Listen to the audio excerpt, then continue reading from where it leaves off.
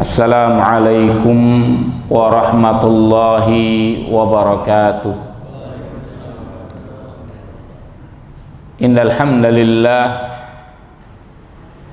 nahmaduhu wa nasta'inuhu wa nastaghfiruh wa na'udzu billahi min syururi anfusina wa sayyiati a'malina. May yahdihillahu fala mudhillalah wa may yudlil fala hadiyalah. Asyhadu an la ilaha illallah wahdahu la syarikalah wa asyhadu anna Muhammadan abduhu wa rasuluh sallallahu alaihi wa ala alihi wa ashabihi wa man tabi'ahum bi ihsanin ila yaumiddin wa sallama tasliman katsira. Qala Allah Ta'ala fi kitabihil karim, ya ayyuhalladzina amanu taqullaha haqqa tuqatih wa la tamutunna illa wa antum muslimun. Amma ba'd, ahibbati ikhwani al-a'izza, jamaah salat subuh yang dirahmati Allah. Alhamdulillah, kita bersyukur kepada Allah atas nikmat yang Allah Ta'ala telah limpahkan kepada kita.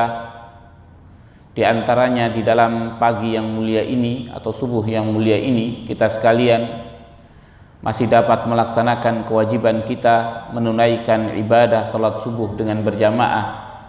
Mudah-mudahan Allah Tabaraka wa Ta'ala senantiasa menerima amal ibadah kita. Ahibbati ikhwani al-a'izza, a'azakumullah. Pada kesempatan yang mulia ini kita dipertemukan kembali oleh Allah di dalam kajian kita membahas kitab Dhawabit wa as-Sakhwah al-Islamiyah, dhawabituha wa tawjihatiha atau wa tawjihatuha, kebangkitan Islam, ketentuan-ketentuan dan pengarahan-pengarahan tentangnya, yang ditulis oleh Syekh Muhammad ibn Shalih al-Utsaimin rahimahullahu ta'ala. Ahibbati ikhwani al-a'izza, a'azakumullah. Pada kesempatan yang mulia ini kita masih di dalam pembahasan yang berkaitan dengan dhawabitun muhimmah li najahi as-sakhwah al-islamiyah, ketentuan-ketentuan yang penting untuk keberhasilan di dalam kebangkitan Islam. Kita telah membahas beberapa ketentuan sebagaimana yang telah disebutkan oleh Syekh Muhammad ibn Shalih al-Utsaimin. Ketentuan yang pertama yang disebutkan oleh beliau rahimahullahu ta'ala adalah agar kebangkitan Islam itu dibangun di atas landasan tamassuk bil kitabi wa sunnah. Yang kedua, kebangkitan Islam itu dibangun di atas al-ilmi wal basirah, di atas ilmu dan basirah, pengetahuan. Kemudian yang ketiga, kebangkitan Islam itu dibangun di atas al-faham, faham yang sebenarnya daripada yang dimaksud oleh Allah dan dimaksudkan oleh Rasulnya Shallallahu Alaihi Wasallam. Yang keempat, kebangkitan Islam itu harus dibangun di atas hikmah. Hikmah, karena tanpa ada hikmah maka akan banyak perkara-perkara yang terjadi benturan. Maka dari itu, ini yang kemarin kita atau sebelum kajian ini telah kita bahas, dan pada kesempatan yang mulia ini insyaallah taala kita akan membahas ad-dhabitul khamis, ketentuan yang kelima, yaitu at-ta'aluf wat tawad, saling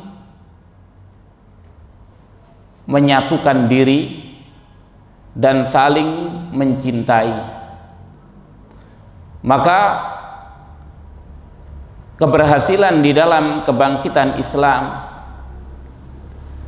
tidaklah mungkin bisa dilakukan oleh satu orang, bahkan tidak mungkin dilakukan oleh satu kelompok manusia, satu grup daripada manusia. Tidak. Keberhasilan di dalam kebangkitan Islam itu hanya bisa dilakukan dengan ta'aluf, saling jinak di antara individu-individu kaum muslimin, dan saling mencintai di antara mereka.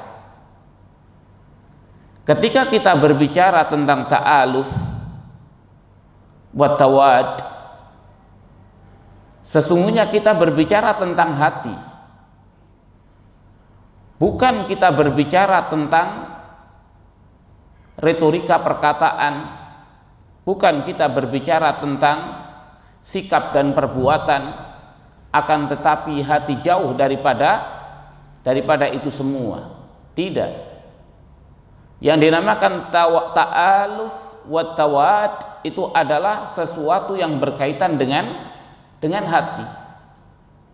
Haruslah hati setiap individu muslim, terutama sekali para tokoh-tokoh yang bergerak di dalam bidang dakwah yang membangkitkan umat, mereka adalah orang-orang yang memiliki jiwa ta'aluf. Jiwa ta'aluf, merangkul, saling ingin bersatu yang satu dengan yang lainnya. Wat tawad, dan saling mencintai. Inilah yang digambarkan oleh Nabi kita Muhammad sallallahu alaihi wasallam ketika beliau mengatakan mathalul mu'minina fi tarahumihim fi tawaddihim wa tarahumihim kamathalil jasadil wahid. Permisalan seorang mukmin atau kaum mukminin di dalam saling menyayangi dan saling mencintai di antara mereka seperti permisalan satu tubuh. Maka ini yang disebut dengan ta'aluf. Semua menginginkan untuk bersatu yang satu dengan yang lainnya.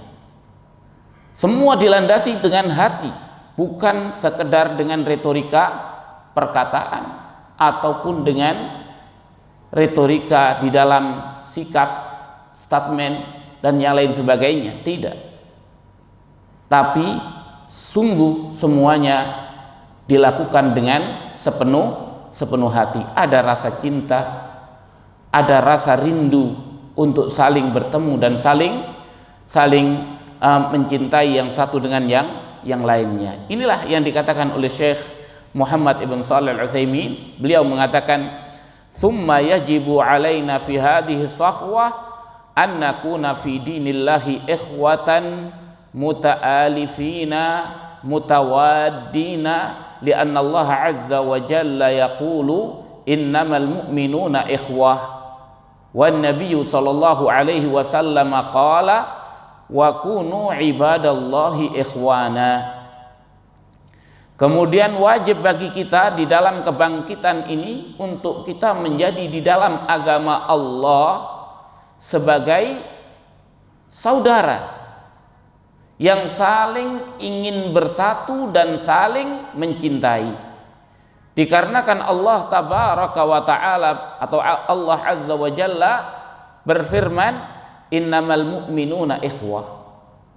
Hanya saja orang-orang mukmin itu adalah bersaudara. Allah mengatakan fa asbahtum bi ni'matihi ikhwana. Jadilah kalian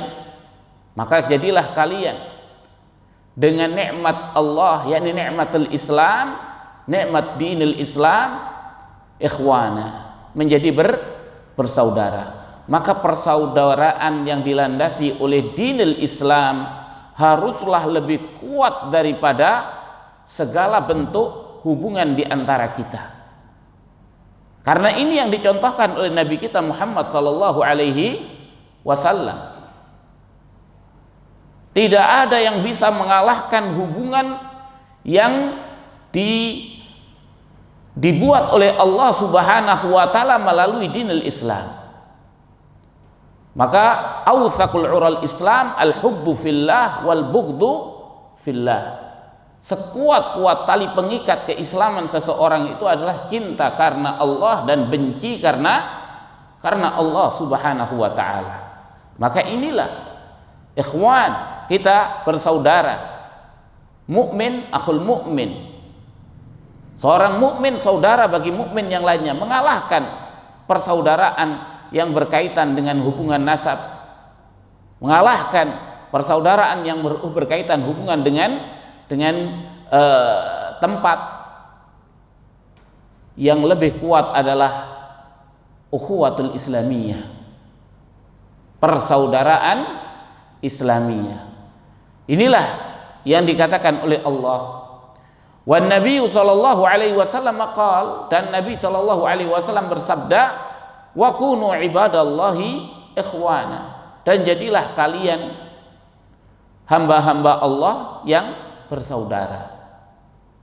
Jadilah kita ini hamba-hamba Allah yang bersaudara. Maka dahulu kala persaudaraan ini yang lebih kuat.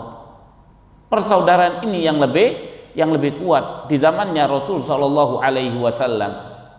Adapun kemudian di samping saudara kita itu adalah muslim, kemudian ia memiliki hubungan nasab, maka itu menjadi lebih kuat lagi.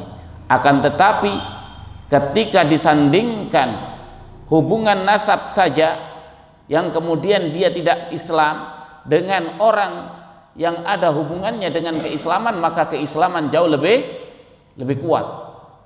Keislaman jauh lebih kuat.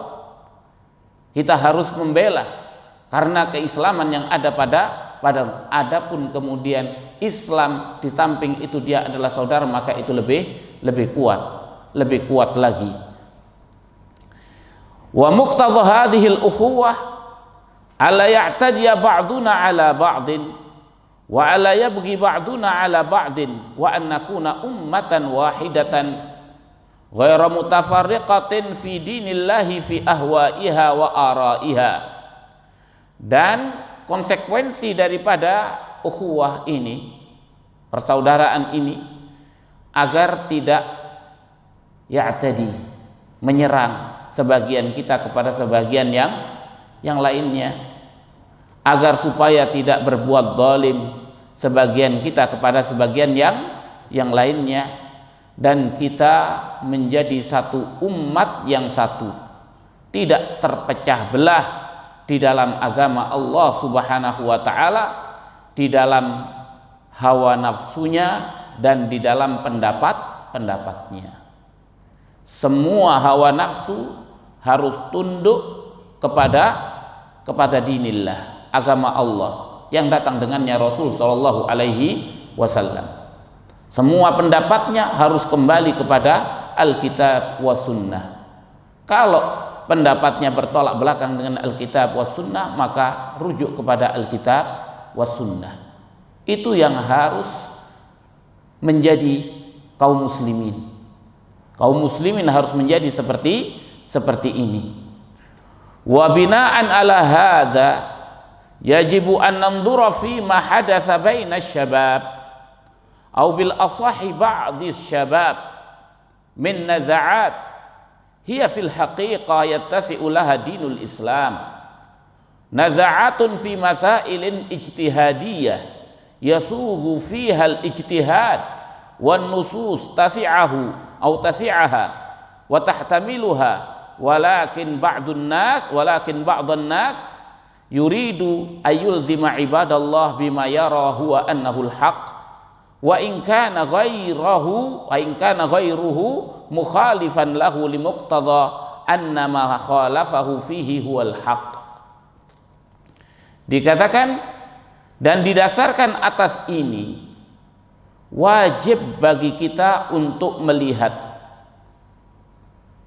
pada apa yang terjadi di antara para pemuda, atau dengan kalimat yang lebih ashah, lebih tepat, di antara sebagian syabab, sebagian pemuda yang terjadi daripada nazaat, perselisihan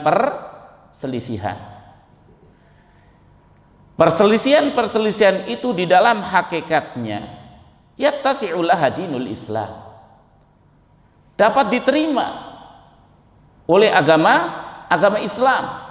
Dengan kata lain bahwasannya agama Islam tidak mempermasalahkan, yakni memungkinkan untuk seseorang itu berbeda yang satu dengan yang lainnya. Ini perkara yang bisa jadi bukan sesuatu yang tidak boleh kita berselisih padanya. Nazaat fi masailin ijtihadiyah atau fi masaila ijtihadiyah, perselisihan di dalam permasalahan ijtihadiyah, diperbolehkan di dalamnya untuk berijtihad, dan nas-nas yang ada tasi'aha, membenarkannya, wa tahtamiluha, dan memungkinkan untuk difahami kepada pemahaman yang lain. Walakin ba'dun nas, akan tetapi sebagian manusia, yuridu ayyulzima ibadallah, ingin mewajibkan hamba-hamba Allah dengan apa yang ia lihat dari kebenaran. Ia ingin mewajibkan orang untuk mengikuti pendapat yang dia lihat. Wa in kana ghairuhu mukhalifan lah, walaupun orang selain dirinya itu menyelisihi dirinya, dan menyelisihi itu bimuqtadha annama khalafahu fihi wal haq. Ia menyelisihi itu dikarenakan merupakan bagian daripada konsekuensi bahwasannya apa yang ia berselisih dengan dirinya itu dianggap sebagai kebenaran. Yani dia berpendapat ini yang benar, orang lain pun juga menganggap bahwasannya apa yang ia ada padanya itu adalah kebenaran. Sedangkan nas yang ada memungkinkan untuk difahami yang ini, memungkinkan untuk difahami yang itu. Tapi ada di antara sebagian kita memaksakan kehendak agar orang lain mengikuti pendapatnya, mengikuti apa yang dia anggap sebagai kebenaran. Maka ini masalah. Ini adalah permasalahan yang seharusnya tidaklah boleh seseorang itu memaksakan kehendak di dalam hal ini. Di zamannya Rasul Shallallahu Alaihi Wasallam, Rasul masih hidup dan Rasul masih ada. Ketika Rasul Shallallahu Alaihi Wasallam setelah perang Khandaq mengatakan, la yusalli ahadukumul asra illa fi bani Quraidah. Tidak ada seorang pun di antara kalian sholat asar kecuali di Bani Quraidah. Maka para sahabat pun bergegas semuanya untuk berangkat ke pemukiman Bani Quraidah dari Khandaq. Jaraknya lumayan jauh. Di antara mereka, banyakkan mereka jalan kaki. Maka menjelang mau terbenamnya matahari, terjadilah masalah. Ini kita tidak mungkin sampai di Bani Quraidah sebelum matahari terbenam. Kita akan terlewatkan sholat asar, waktu sholat asar. Maka para sahabat apa yang terjadi? Para sahabat berbeda pendapat. Beda pendapatnya bagaimana? Yang satu mengatakan maksudnya Rasul agar ketika mengatakan la yusolli ahadukumul asra illa fi bani Quraidah, kita lihat konteksnya. Konteksnya adalah agar supaya kita cepat-cepat bergegas menuju Bani Quraidah. Itu konteksnya. Dipakai oleh Rasul ungkapan tidak ada yang boleh sholat asar kecuali di Bani Quraidah. Tapi maksudnya adalah agar kita bersegera menuju Bani Quraidah. Tapi kalau seandainya kita sampai di sana melewati waktu sholat asar, kita harus sholat asar di jalan. Karena Allah mengatakan inna sholata kanat alal mu'minina kitaban mauquta. Adalah sholat itu atas orang-orang yang beriman ketentuan yang telah ditentukan waktunya. Maka sholat, sebagian sholatlah di jalan. Sebagian apa yang dilakukan? Kalian tidak dengar apa yang dikatakan oleh Rasul? Berpegang dengan zahirun nas, berpegang dengan zahir daripada nas. La yusolli ahadukumul asra illa fi bani Quraidah. Tidak ada yang boleh sholat asar kecuali di Bani Quraidah. Maka sebagian terlewatkan sholat asar dan sholat asar di waktu sholat maghrib di Bani Quraidah. Dan Rasul Shallallahu Alaihi Wasallam pun konsisten dengan perkataannya, dan beliau pun tidak sholat asar kecuali di Bani Quraidah setelah terlewatkan sholat maghrib. Setelah terlewatkan sholat maghrib. Akan tetapi apakah Rasul menyalahkan sahabat yang sholat di jalan? Tidak. Mengikuti sesuai dengan aturan Allah Subhanahu wa taala. Adapun Rasul Shallallahu Alaihi Wasallam karena tersibukan sehingga ini dianggap sebagai suatu udzur, ketentuan yang pada saat itu menjadi ketentuan yang khusus, menjadi ketentuan yang khusus yang terjadi pada saat itu. Maka dari itu inilah Rasul tidak menyalahkan. Maka perkara-perkara yang memungkinkan dan dibenarkan untuk berbeda pendapat, maka ini bagian daripada apa yang dikatakan oleh Rasul, idza ijtahadal hakim in asaba falahu ajran wa in akhta'a falahu ajrun wahid wa khata'uhul maghfur. Apabila seorang hakim berijtihad, maka kalau ia benar baginya 2 pahala, kalau ia salah maka baginya 1 pahala, dan kesalahannya diampuni oleh Allah Subhanahu wa taala. Apabila semua ada dasar ketentuan yang berlaku di dalam ijtihad. Dikatakan oleh Syekh Muhammad ibn Shalih Al-Utsaimin, aqulu yujad fi ba'di syabab al-yawm alladzina manna Allahu alaihim bil hidayah harisu ala kullal hirs ala tatbiqi syariah yujad fihim syai'un minat tanafur ala khilafin yasa'ahumul ikhtilaf fihi li'annahu mahalul ijtihad wan nusus tahtamilu hadha wa hadha walakin ba'd asy-syabab yuridu ayyakuna jami'an nas taba'an li ra'yihi fa illam yattabi'u ra'yahu fa innahu ya'tabiruhum ala khata'in wa dhalal wa hadha khilafun ma kana alaihi ashabun nabiy sallallahu alaihi wasallam wa man ba'dahum minal a'immah. Aku katakan di sana ada sebagian pemuda sekarang ini, mereka itu adalah orang-orang yang diberi oleh Allah Subhanahu wa taala hidayah.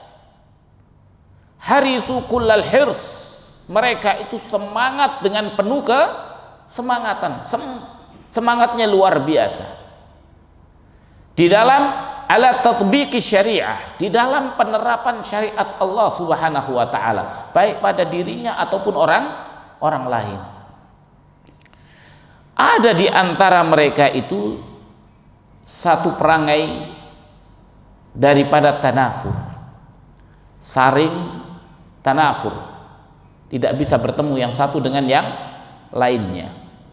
Yang begitu berselisih dengan orang, maka di situ ia berusaha untuk tidak mau damai dengan orang, tidak mau ta'aluf. Kalau ta'aluf itu ingin saling bertemu, bersatu. Kalau tanafur ingin saling menghindar, membokongi. Padahal Rasul mengatakan wala tadabaru, janganlah kalian saling beradu pantat. Yakni yang satu kalau ketemu memalingkan mukanya, memberikan kepada saudaranya pantatnya, maka yang satunya kalau ketemu juga berpaling memberikan kepada saudaranya pantatnya, punggungnya. Maka ini tanafur. Dikarenakan apa? Al-khilafin, tidak mau saling bertemu dikarenakan permasalahan perselisihan. Yang perselisihan itu yasa'ahumul ikhtilaf, yakni membolehkan untuk berselisih di dalamnya, li'annahu mahallul ijtihad, dikarenakan itu adalah tempat untuk berijtihad. Sedangkan nas-nas yang ada di dalam masalah ini memungkinkan untuk ini dan memungkinkan untuk yang ini. Akan tetapi sebagian pemuda itu menginginkan untuk menjadi seluruh manusia itu mengikuti kepada pendapatnya. Kalau tidak mengikuti pendapatnya, maka ia menganggap orang-orang yang tidak mengikuti itu sebagai orang yang ada di dalam kesalahan atau kesesatan. Wa hadza khilaf, dan ini menyelisihi maka alaihi ashabun Nabi sallallahu alaihi wasallam, menyelisih apa yang ada padanya sahabat-sahabat Nabi sallallahu alaihi wasallam dan orang-orang sesudah mereka daripada para a'immah. Tidak demikian. Maha kata ya Sa'du turadul ibil, bukan seperti itu wahai Sa'ad di dalam menggiring onta. Bukan seperti itu di dalam berdakwah, mendakwakan al-haq. Walaupun kita meyakini itu hak, tapi bukan demikian cara berdakwah.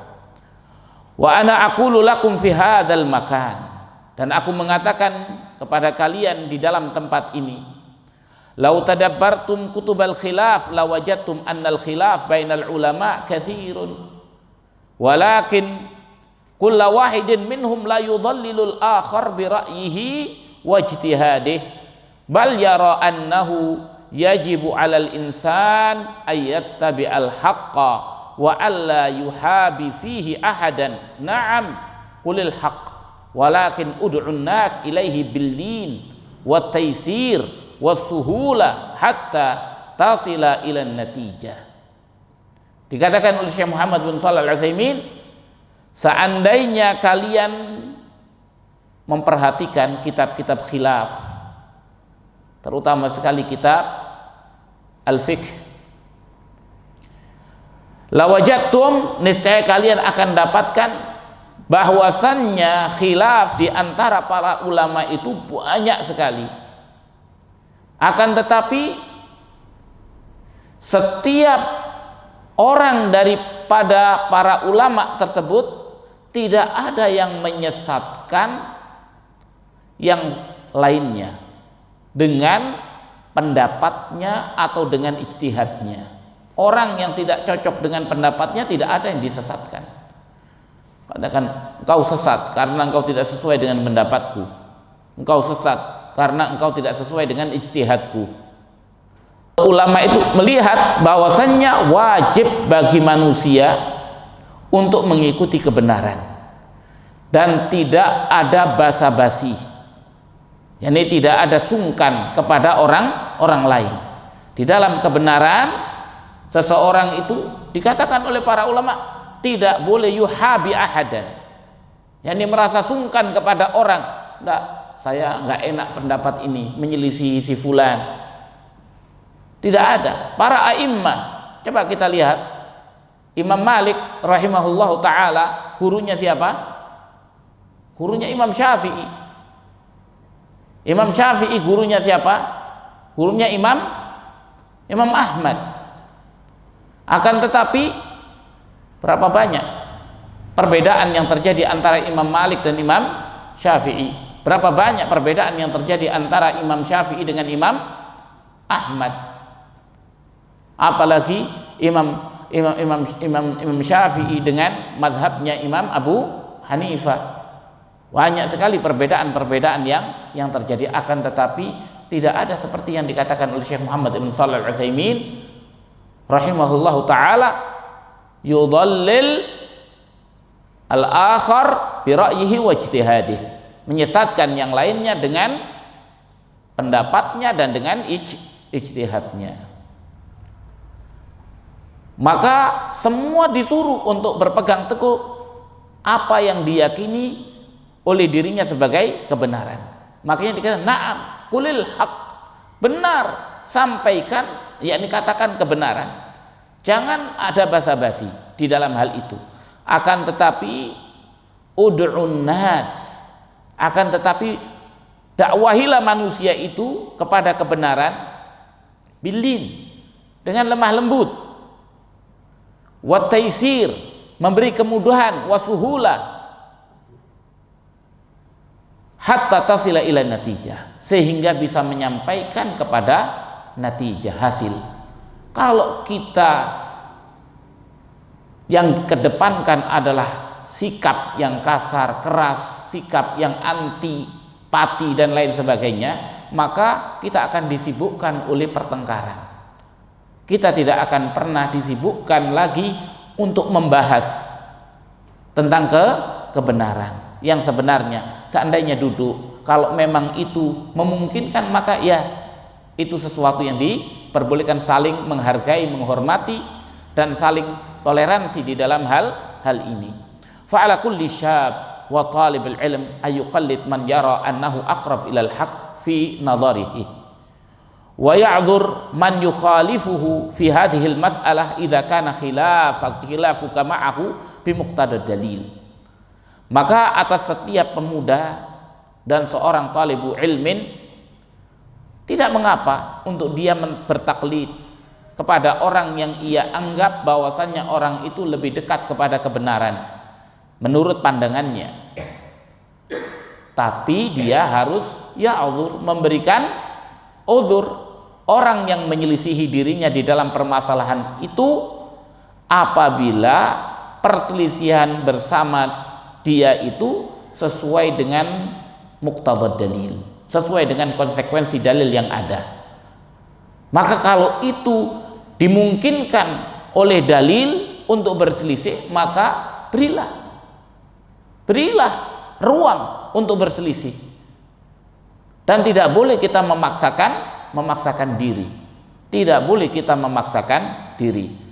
Wa aqulu kullu insanin yara annahu yajibu 'alan nas ayyattabi'uhu fa innahu qad ittakhadha li nafsihi maqamar risalah. Aku katakan, kullu insan, kalau setiap orang yara annahu yajibu 'alan nas ayyattabi'uhu, berpendapat bahwasanya setiap orang itu harus mengikuti dirinya, maka sesungguhnya ia telah menjadikan untuk dirinya kedudukan kerasulan. Secara tidak langsung dia sudah menempatkan posisi dirinya sebagai seorang rasul, karena hanya rasul yang boleh menjadikan dirinya untuk diikuti dan mewajibkan orang untuk mengikuti dirinya. Seperti yang dikatakan oleh Rasul sallallahu alaihi wasallam, hatta atba'a hawahu mimma ji'tu bihi, sampai ia menjadikan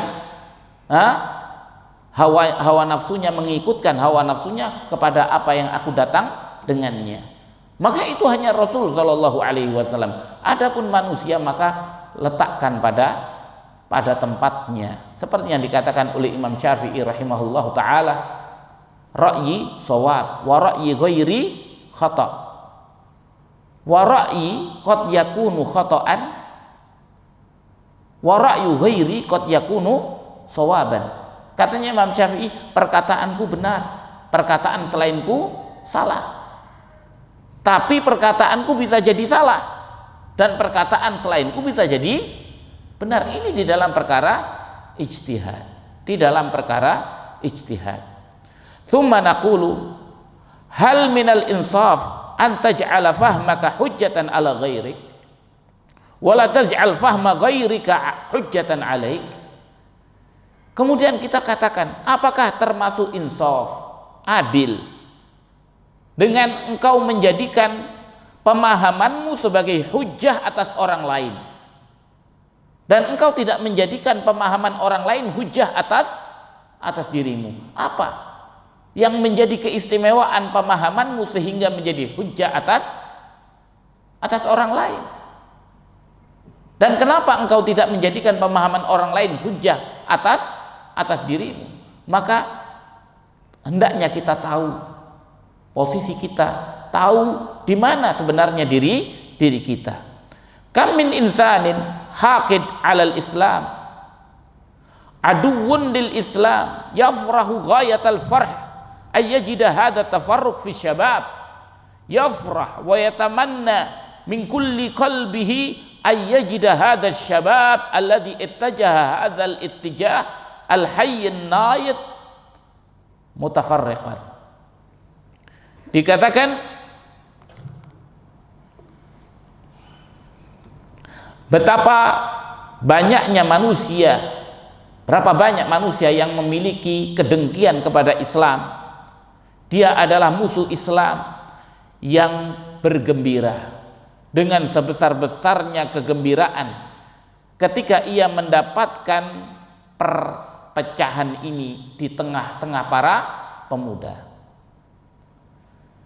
Ia bergembira, ia mengharap dari seluruh hatinya untuk menjadikan yajid, untuk mendapatkan pemuda ini alladhi ittajaha hadzal ittijah, yang menempuh arah yang seperti ini, al-ittijah al-hayy an-nabit mutafarriqan, arah yang hidup, yang penuh dengan semangat untuk berpecah, mutafarriqan, menyimpang daripada persatuan. Innallaha azza wa jalla yaqul, Allah azza wa jalla berfirman, wala tanaza'u fatafshalu wa tadhhaba rihukum. Janganlah kalian berselisih, maka niscaya kalian akan gagal dan akan hilang bau harum kalian. Ini yang diperingatkan.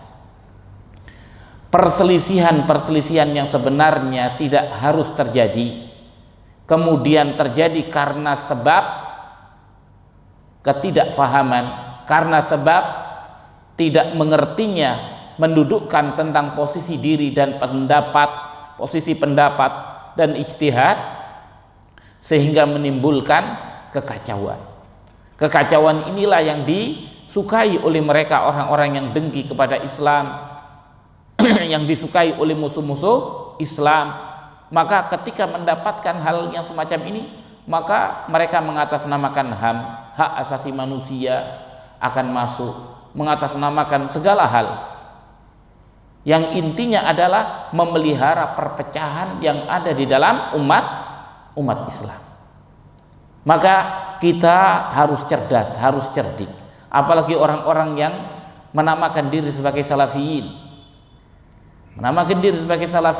Harusnya mereka adalah orang yang paling mengerti tentang bagaimana berdakwah dan bagaimana memposisikan pendapat, bukan kemudian menjadikan pendapat seperti ayat yang kemudian menghukumi orang sesuai dengan pendapat tersebut.